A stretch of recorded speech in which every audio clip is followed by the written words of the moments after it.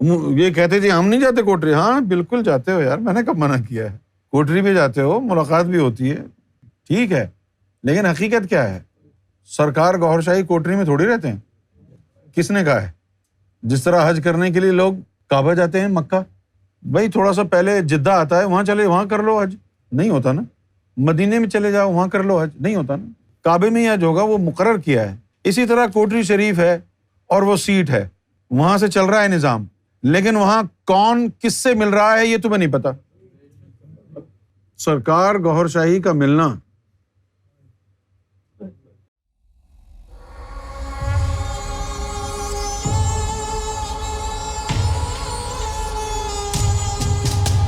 تو اب جو سرکار کی جو صورت مبارک ہے, سب سے پہلی بات تو یہ ہے, یہ ذرا غور سے سننا ہے, لیکن اصل بات یہ ہے کہ جس چہرہ مبارک, صورت مبارک کا ہم حوالہ دے کے کہہ رہے ہیں کہ کیا ایسی ہی صورت ہوگی, وہ صورت تو سرکار کی اصلی ہے ہی نہیں, وہ تو جثہ مبارک ہے.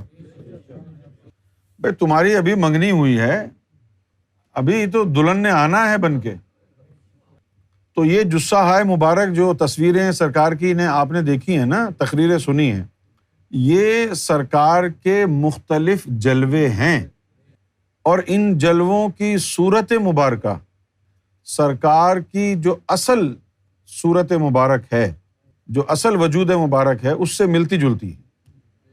تو جو سرکار کا جسم مبارک ہے, جس میں نبی پاک صلی اللہ علیہ وسلم کی عرضی ارواح ہے, وہ تو آپ اگر دیکھ لیں تو آپ کا کام ہی ہو جائے.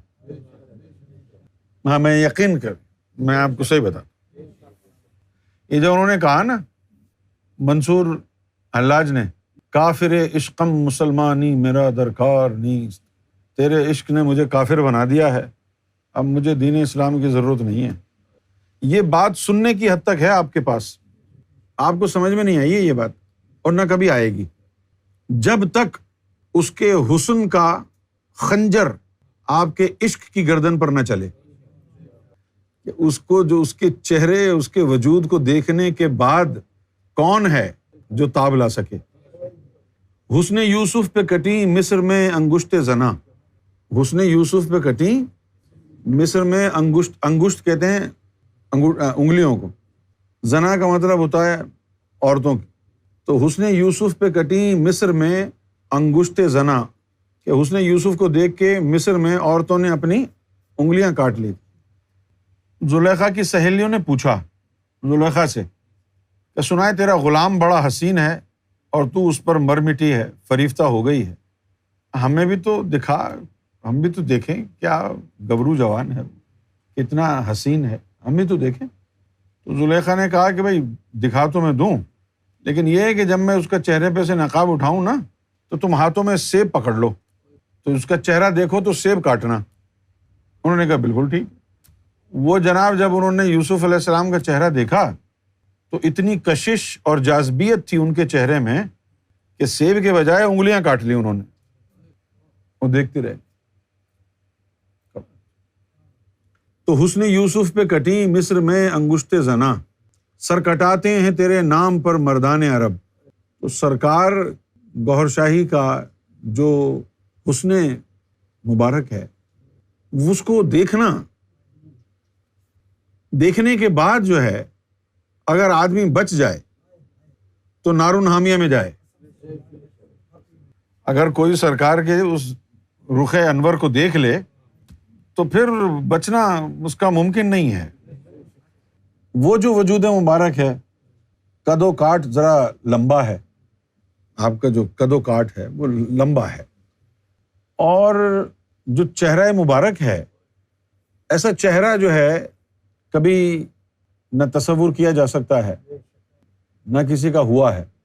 اور آپ کی جو رنگت ہے جسم مبارک کی, وہ بڑی, یعنی جیسے گلاب کی پنکھڑی ہوتی ہے نا, پنک, ایسا, یعنی آپ کا جو چہرہ انور ہے ایسا چمک اور دمک ہے, ٹماٹر کی طرح لال گال, سرخ گلاب کی طرح لب, کیا کہنے ہیں.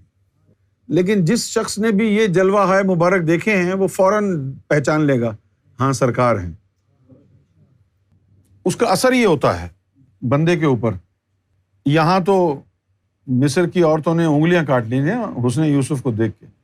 اس چہرہ مبارک کو دیکھ کر انسان پر جو ایک جنونی کیفیت طاری ہوتی ہے وہ یہ ہوتی ہے کہ انسان جو ہے مرغ بسمل کی طرح اس کی روح تڑپتی ہے، اور اس وقت تک قرار نہیں آتا جب تک کہ اس کو جو ہے سرکار کی ذات اعلیٰ اپنی نظر فرما کے اس پتنگے کو اپنے عشق کی لو سے جلا کے خاکستر نہ کر دے، تڑپتا رہے گا۔ زندگی تبھی تک ہوتی ہے بندے کی جب تک ان کو دیکھ نہ لے، اس کے بعد زندگی حرام ہے، کفر ہے۔ موت کیا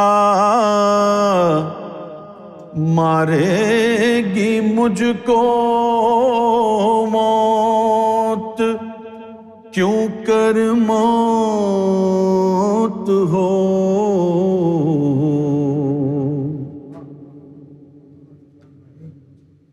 ایک ادائے دل براں ہے، جان سے جانے کا نام،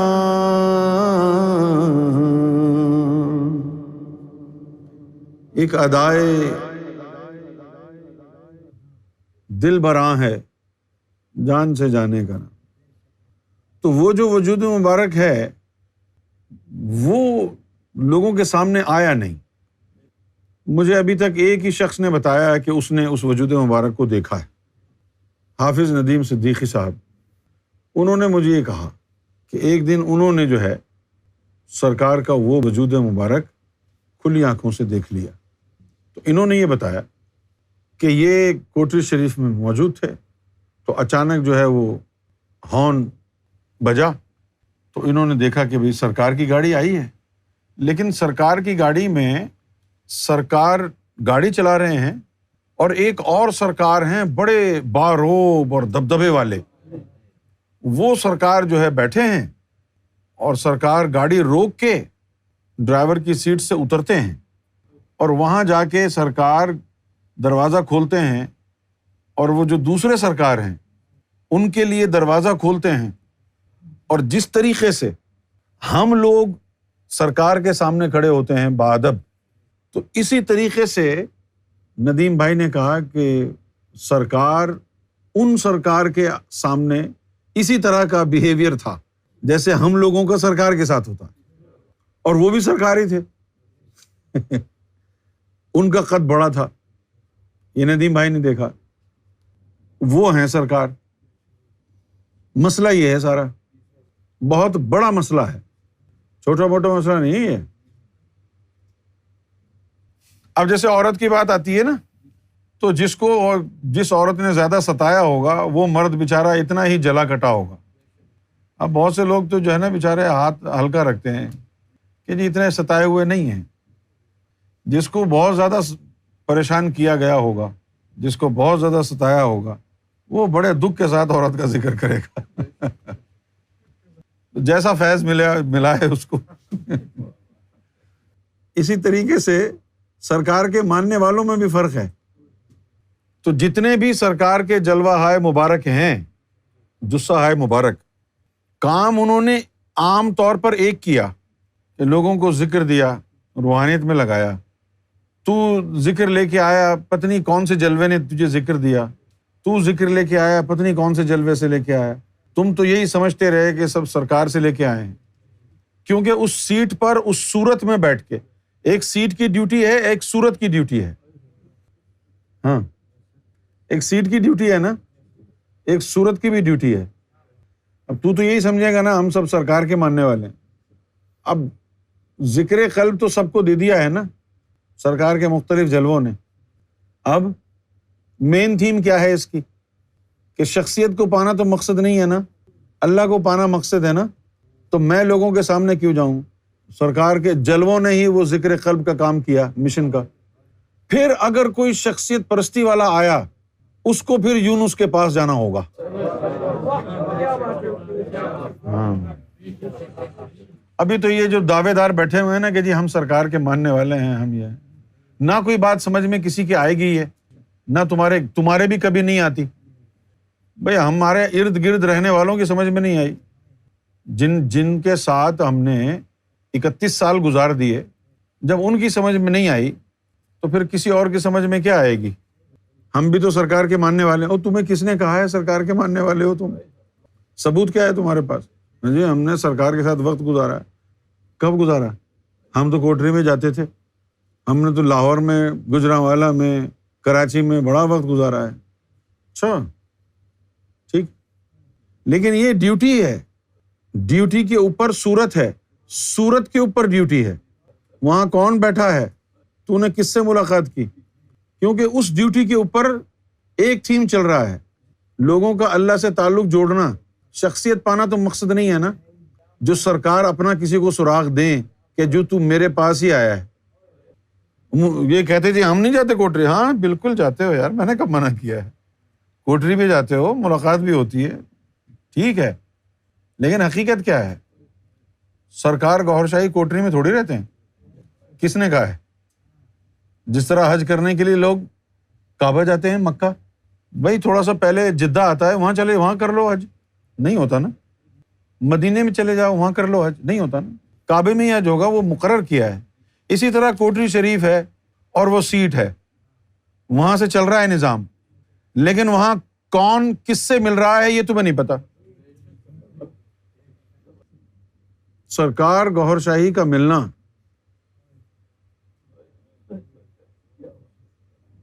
سرکار گوھر شاہی کے پروٹوکول کے خلاف ہے کہ سرکار اتنا لمبا عرصہ اس دنیا میں اس طرح گزاریں، یہ آپ کے پروٹوکول کے خلاف ہے، آپ کی شان کے خلاف۔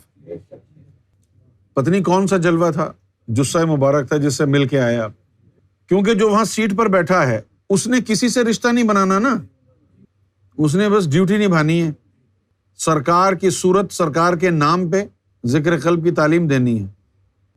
ان میں سے پھر جو کوئی شخصیت پرست آیا، اس کے لیے پھر راستہ جدا ہے، اس کے لیے جو ہے نا پھر وہ خود جاتے ہیں بندے کے پاس، خود جاتے۔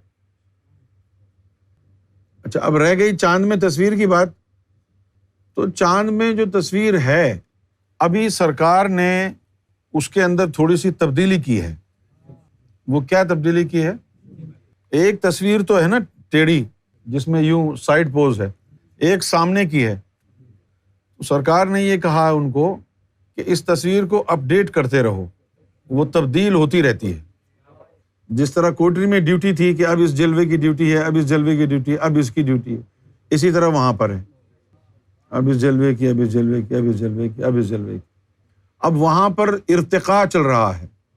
ارتقاء کا مطلب ہوتا ہے ایوولوشن، دور کے حساب سے، کہ جیسے 85 کے اندر جو سرکار کا جلوہ تھا، جب وہ آئے گا چاند کے اوپر تو اب سمجھ جاؤ کہ اب چاند کا 85 چل رہا ہے، پھر 91 کا آئے گا، پھر 92، 93 کا آئے گا، 94، 95 کا آئے گا، پھر جب 2001 کا آئے گا تو سمجھ جاؤ کہ اب اس کے بعد جو ہے سرکار غیبت ختم کر کے عوامی سطح پر آ جائیں گے۔ یہ نظام ہے نا پورا ایک، یہ بڑی خطرناک تعلیم ہے۔ ہر دفعہ تم کو لگتا ہے کہ تم سے بڑا کوئی عالم نہیں، سب کچھ جانتے ہیں، نہیں۔ تو جس ذات نے، جس کے وجود میں نبی کریم صلی اللہ علیہ وسلم کی ارضی ارواح ہیں، اس وجود مبارک نے جو آنا ہے، تو ان کے آنے سے پہلے ان کا جلوہ چاند کے اوپر نمایاں رہے گا، ان کا، ہاں، اور وہ ہوگا پورا رنگین، پورا رنگین۔ سرکار کے ایسے ایسے جلوہ مبارک ہیں کہ عجیب و غریب ہے اس کے اندر ایک کہانی۔ نہ تو آپ یہ کہہ سکتے کہ یہ سارے جلوے ایک دوسرے سے ملتے ہیں، اور نہ یہ کہہ سکتے کہ کوئی اور ہے، یہ بھی نہیں کہہ سکتے کہ ایک ہے، یہ بھی نہیں کہہ سکتے کہ کوئی اور ہے، اور بالکل مختلف جلوے ہیں۔